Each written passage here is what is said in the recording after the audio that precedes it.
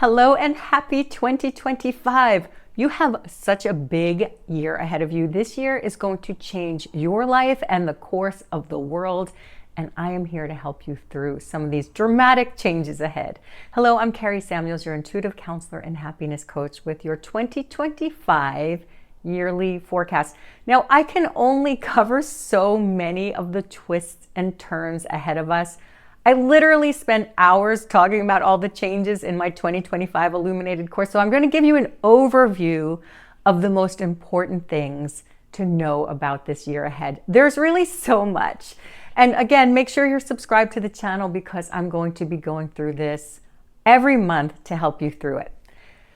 First of all, there's so many people on the internet right now telling you that this is going to be a year where you can manifest anything you want and focus on manifesting and accelerated energy and all that, which I think is really misleading in many, many ways because yes, it is a year of immense opportunities. Things that you couldn't have even imagined can happen. This is a year of miracles in many ways. And it is one of the most challenging years astrologically we've ever had. The astrology this year is really more dramatic and intense than we've ever had in recorded history with some of the changes that we have coming up. And what happens out here is not just in the stars, out in space. It's a reflection, a mirror of what is happening in our lives, in your personal life and in the collective. Astrology works as a celestial forecast, showing you the energetic weather of what's going to transpire, not in terms of like the events that will happen, really the elemental shifts that we're having, the archetypes that are emerging and how they're interacting. That's how astrology works. And so it doesn't make you do things. That's why it's important to have an awareness of what's happening with astrology and numerology because it guides you about what's going on. Because if you want to plan anything in your life, right? You're planning a big event, an outdoor event especially, you're going to want to know the weather. The celestial weather ahead is very dramatic and just like mind-bogglingly like changing all the time because we have 4 of the outer planets moving into new signs and then retrograding back into their previous signs. And then we have Aquarius, Pluto in Aquarius, just newly minted in that sign. Pluto, the lord of the underworld, what brings up the shadow, 20 years in a sign. And it just went into Aquarius November for its 20-year sojourn of what it's going to bring up in terms of the shadow and the light and the revolution and the change of all things Aquarian. This is why we're seeing so much about AI and cryptocurrency and space and aliens. And I know there's some days when you want aliens to just come and take you, please. Because like Aquarius also rules society and Pluto in Aquarius is bringing up shadow elements of our society as a whole. However, the gift of Pluto in Aquarius is revolution in technology, revolution from the bottom up, power to the people. This is when people come together to join forces to change the world. And oftentimes that happens when there's a shadow energy that causes that kind of change. I think you may have noticed that people don't change proactively unless the universe makes you do it. There'll be a lot of that this year. And every single one of us is going to have something happen that is going to change the way we look at the world, change the way we do things. Every single one of us is going to have a dramatic shift in how things are operating in our lives. I'm telling you, you cannot avoid it because of all these planets changing signs, right? You have a natal chart. So in addition to like all the archetypes changing in our sky, in our environment, in our collective consciousness, in your birth chart, how these planets interact with your natal chart are bringing up different things for you right now. They're bringing up all kinds of new awareness within you because they're touching different parts of your chart. They're changing the houses, which are like the places in your psyche, how you live, your energy, right? They're moving into different signs, different houses relative to your chart. So things are emerging. You may have already noticed that you're feeling different. Things that used to excite you no longer do. And you're looking for what sparks your joy. Maybe you already have new interests that are like really lighting you up inside. Maybe you have new relationships, or maybe some of the relationships that have been dragging you down are no longer like feeling tenable anymore. So everything is changing, personal and collective. This is a year where every single planet is retrograde. Mars goes retrograde around every 2 years, Venus every 18 months or so. We are beginning this year with Mars retrograde. Mars, that planet of anger and frustration and energy and drive. You may have started this year feeling like, oh gosh, man, I'm just not ready. And this is why I'm filming this podcast 3 weeks into the year. I needed to recharge. And you've needed to recharge. We've been through a lot. You've been through a lot, right? So Mars is like, okay, you have a big year ahead of you. So we're going to start out retrograde. We're going to start out where you really just need to like plant some seeds and get some momentum, but you're not really doing a big push. So if you've been feeling that way, really be kind to yourself. That's what the planets are telling you to do. It's like, hey, don't just like go head on. I actually know a couple of people who've had literal head injuries because Aries rules the head. That's Mars's ruling planet. It's just like you're trying to like push your way through things and force your way through things. And like the universe is like, easy now, speed racer. You need to calm down and you need to like really take some time to reevaluate what's going on. So Mars is going to be retrograde. I believe it's until February 25th. And then personal planet hands over the retrograde to Venus and Mercury in March. It's just like, okay, other personal planets go retrograde. So there's every single planet, right, will go retrograde this year. The outer planets always go retrograde. But what's interesting and unique about this year, every planet will be retrograde in the 29th final karmic degree of their sign. Changing signs within the retrograde. Which is, wow. So when you're in the 29th degree, that's the last degree that a sign can be in. And it's like, you have to create some kind of mastery within that sign before you move into the next archetype. You're finishing up the karmic lessons. So you are finishing up karmic lessons around every single area of your life. And the universe is making sure it is so. You're not moving forward into this new phase of the world, this new elements of our soul's evolution. You're not moving forward until you master some lessons. And so there's going to be elements of fate and destiny occurring. Chapters closing. Areas of your life ending suddenly and sometimes dramatically, often dramatically this year. And the planets moving into their new signs. So they first have to go through the last degrees of their signs.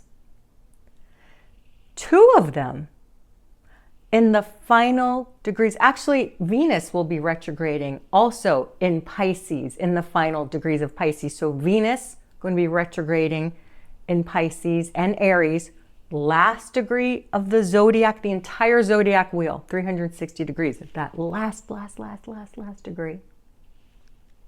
The end of all of your karmic lessons, all wrapped up. Venus, retrograde for 40 days and 40 nights, beginning in March. And Neptune, also changing signs.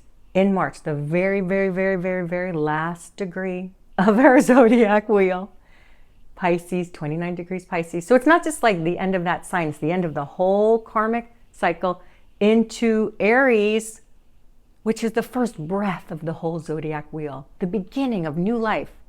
Saturn also going to be moving 29 degrees Pisces into Aries. So you have all these planets, not only in 29 degrees of their sign, but 3 of them going to be in the last degree, the karmic final mastery degree of the zodiac, the death and rebirth point. That's really, really tremendous. That's not just like a concept. That's going to happen in the world and in our life. There's going to be a death and ending of ways that we've been living for as long as we've known, and the birth of new ways of being. And it sort of feels like after any tragedy, and we've had so many tragedies already this year, we've had so many tragedies already, this is going to be a year of many, many, many natural disasters. That 29th degree in Pisces especially is when we saw the hurricanes in Florida. Because Pisces, right, and Neptune, which is the ruler of Pisces, which is the god of the sea, right, in that karmic final dramatic degree. So with these endings and beginnings and this Saturn and Neptune both finishing up their time in the last degrees of the entire zodiac, dramatic endings and beginnings. Saturn changes signs around every 2 years, Neptune around every 14 years. And so when they change, they bring with them a lot of lessons. And the elements are also changing this year. Did I mention change? Like everything about this year is change, death, rebirth. It's the year of the snake, which is also about death and rebirth, shedding skin. It's the wood snake. And here's the thing. The elements are shifting from earth and water, which are yin, feminine, receptive, slower, to more fire and air. Mars and Aries, which Mars is the ruling planet of Aries, they are really pronounced this year. And of course, one of the things that was the signature of this year were fires caused by wind, air. We're also going to be seeing a shift in dramatic, like the rhetoric, okay? Because air rules communication. Aquarius rules technology and social media.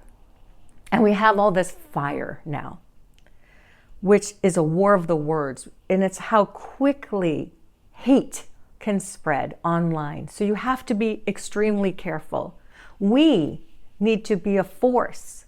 Remember, Aquarius is power to the people. We need to be a force for good in the world. You need to be a force for kindness in the world. Because with all this aggression, all this Mars, and this lack of feminine yin energy, Venus is like not comfortable this year.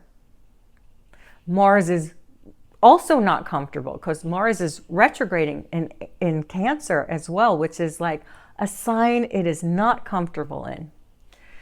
And so we have all this very aggressive, fiery energy fueled by wind, air, communication, misinformation, disinformation. You need to be a force of kindness, compassion, and love, because the force of love needs to counterbalance what is transpiring.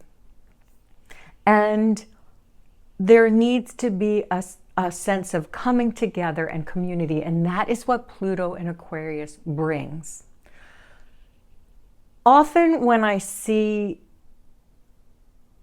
especially with Saturn and Neptune connecting in Pisces, the sign of compassion, like really finishing up its time together in this sign of compassion and empathy and intuition, but also like cult leaders and delusion and that kind of thing, which we've seen a lot of and we will continue to.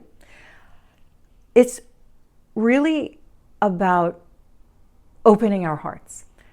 And oftentimes when I see these like mastery lessons that the sky is showing us around compassion, it happens from tragedies. It happens from things that like just tear your heart open. And oftentimes it's tragedy that brings people together, people of differing beliefs and politics.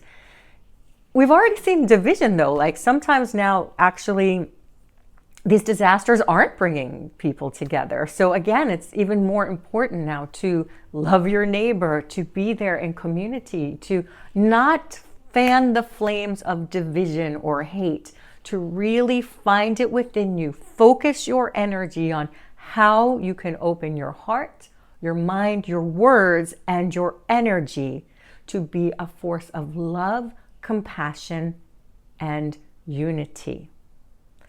I've heard some channelers and people say, oh, this is a year of unity. It is a year where we need to learn that. It is a year where you need to focus on that. None of these things just happen. And I know that with so much happening in the world, it's easier for you to maybe like tune out and not want to be a part of it. That's actually some of the lesson, but it's not a year to tune out the world and disconnect from the world. It's a year to tune out the drama, to tune out divisiveness, to tune out like noise, and to tune into how can I be of service in the world? How can I help in the world? Actually, beginning January 11th, the nodes of the moon change signs. They change signs around every 18 months. They've been in Aries and Libra. The south node shows you like what you're moving away from, what we're moving away from. And the north node of the moon, the nodes of destiny, show what we're moving towards. Last year, the south node was in Libra. The north node was in Aries. Some of the positive aspects of that were that you learn to put yourself first.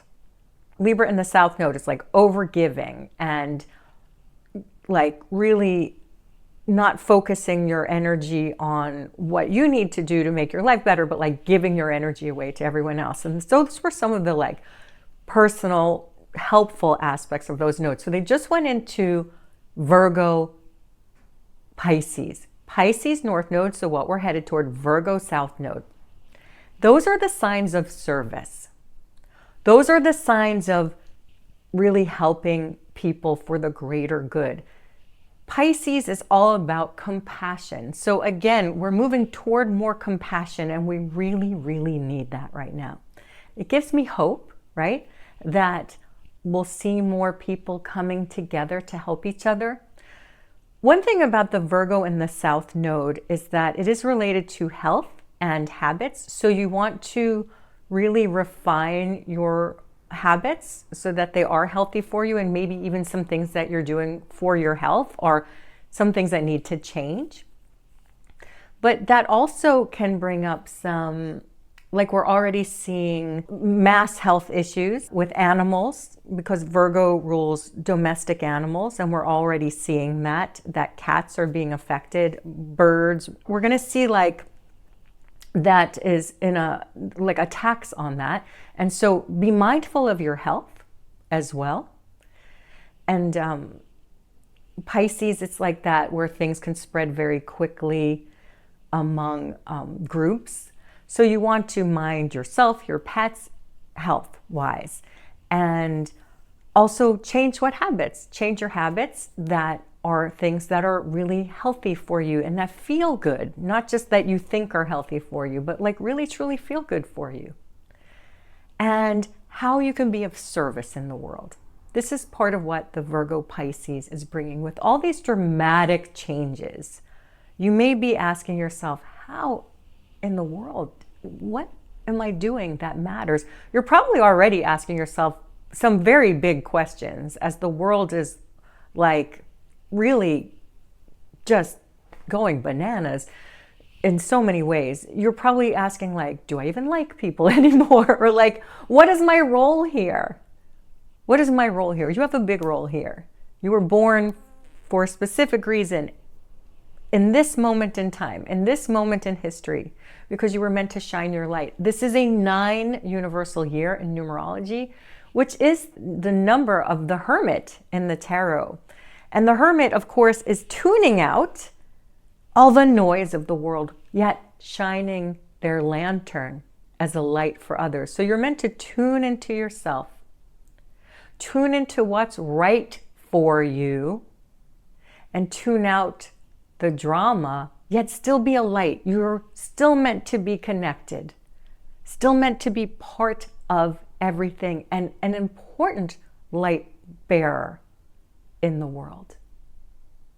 With that said, I have 3 keys to focus on throughout the year that are going to help you navigate this incredibly dramatic year ahead.